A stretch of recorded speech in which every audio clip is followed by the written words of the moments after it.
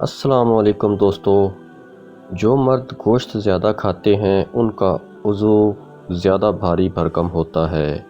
جن کے کپورے لٹکے ہوتے ہیں ان میں شہوت اور ٹائمنگ زیادہ ہوتی ہے۔ جماع کے فوراً بعد پانی پینے سے مردانہ کمزوری کا خطرہ بڑھ جاتا ہے۔ جو مرد پانی کم پیتے ہیں ان کا نفس ہمیشہ دیر سے کھڑا ہوتا ہے۔ جن عورتوں کی گردن اونٹ جیسی لمبی ہوتی ہے وہ کھڑے ہو کر جماع کرواتی ہیں۔ جماع کے دوران عورت کی چھاتیوں کو کس کر پکڑا کرو، مردانہ طاقت آئے گی۔ جس عورت کی ناک لمبی ہوتی ہے وہ جماع کی شوقین ہوتی ہے۔ جو مرد اپنے کپوروں پر خارش کرتے ہیں ایسے مردوں کی ٹائمنگ کم ہوتی ہے۔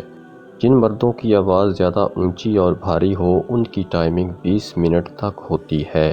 شلجم کے پتے کھا کر عورت کے پاس جانے سے نفس بیٹھتا نہیں ہے۔ جس مرد کی مونچھیں بڑی ہوتی ہیں ایسے مرد کی ٹائمنگ 5 منٹ سے زیادہ نہیں ہوتی۔ عورت کی چھاتی اکڑنے لگے تو سمجھ جاؤ عورت جماع کروانا چاہتی ہے۔ سفید کپڑے پہنا کر عورت سے جماع کرنے سے عورت بوڑھی نہیں ہوتی۔ عورت ہمیشہ کھڑے ہو کر جماع کروائے تو 18 سال جیسی رہتی ہے۔ جماع کے دوران عورت کی چھاتیاں کھینچنے سے چھاتیاں لٹک جاتی ہیں۔ عورت کے منہ میں اپنا طوطا ڈالنے سے طوطا موٹا اور صحت مند ہوتا ہے۔ عورت کو ٹھنڈا پانی پلا کر جماع کرو تو جڑواں بچے پیدا ہوتے ہیں۔ دہی کھا کر عورت ہم بستری کروائے تو جھریاں نہیں پڑتی ہیں۔ زیر ناف بال صاف کر کے جماع کرنے سے طاقت بڑھتی ہے۔ جماع کے دوران ہوا خارج ہو جائے تو یہ مردانہ کمزوری کی علامت ہے۔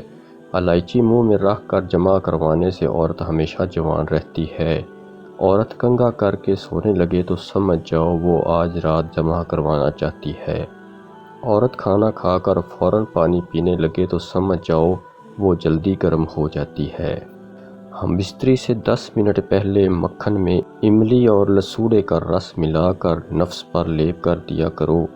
نفس وقتی طور پر 12 انچ کا ہو جائے گا۔ جماع کے بعد نفس پھر اپنی جگہ پر آ جائے گا۔